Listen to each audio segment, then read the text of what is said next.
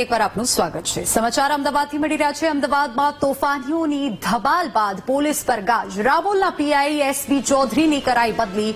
અમદાવાદ શહેરના 28 પીઆઈની આંતરિક બદલી કરવામાં આવી છે। રામોલના પીઆઈ એસબી ચૌધરીને કંટ્રોલ રૂમમાં મોકલવામાં આવ્યા છે। અમદાવાદ શહેરમાં 4 પીઆઈને પોસ્ટિંગ અપાયા।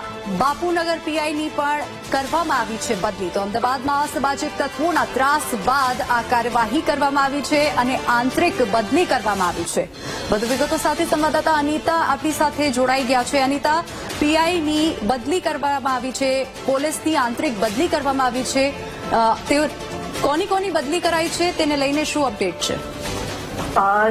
જે પ્રકારે વચવાલની અંદર અસામાજિક તત્વોના ત્રાસ બાદ જે પોલીસ કમિશનર દ્વારા જે એક્શન પ્લાન તૈયાર કરવામાં આવ્યો હતો, જેને લઈને હાલ શહેરમાં 28 જેટલા પીઆઈની આંતરિક બદલી કરવામાં આવી છે। જેમાં આજે રામોલ વિસ્તારની અંદર જે અસામાજિક તત્વોનો જે બબાલ સામે આવી હતી, તે પીઆઈ જે એસબી ચૌધરી છે, તેઓને કંટ્રોલ રૂમમાં મોકલી દેવામાં આવ્યા છે। ત્યારે બાપુનગરના જે પીઆઈ જે છે, તેઓની પણ બદલી કરવામાં આવી છે, કારણ કે તાજેતરમાં પણ બાપુનગર વિસ્તારની અંદર જે તોડફોડ અને અસામાજિક તત્વોનો ત્રાસ સામે આવ્યો હતો, જેને લઈને આ નિર્ણય લેવામાં આવ્યો છે। આ ઉપરાંત ઘણા જે સેન્સિટિવ જે પોલીસ સ્ટેશનો છે, તેમાં જે રીતના નરોડામાં 2 પીઆઈની નિમણૂક કરવામાં આવી છે, જે પૈકી ઘાટલોડિયામાં પણ જે પીઆઈ જે હતા તેઓને વટવા મૂકી દેવામાં આવ્યા છે।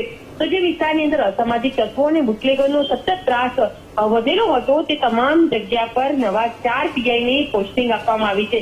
તો આ પ્રકારે અમદાવાદ શહેરમાં સુરક્ષાના કવચ રૂપે પોલીસ દ્વારા હાલ જે પોલીસ સ્ટેશનમાં પીઆઈ ન હતા, જે નરોડામાં જે પીઆઈને સસ્પેન્ડ કર્યા બાદ તે જગ્યા ખાલી હતી અને કૃષ્ણનગર પીઆઈ ચાર્જમાં આ પોલીસ સ્ટેશનનો જે ભાર સંભાળી રહ્યા હતા, તેઓના સ્થાને હાલ નવા પીઆઈની નિમણૂક કરવામાં આવી છે અને સાથે સેકન્ડ પીઆઈના પણ આપવામાં આવ્યા છે। તો જે સેન્સિટિવ પોલીસ સ્ટેશનમાં 2 પીઆઈની નિમણૂક કરીને હાલ જે અસામાજિક તત્વો પર કંટ્રોલ લાવવા માટેનું એક મિશન પોલીસ કમિશનર દ્વારા આજે અત્યારે કરવામાં આવી રહ્યું છે।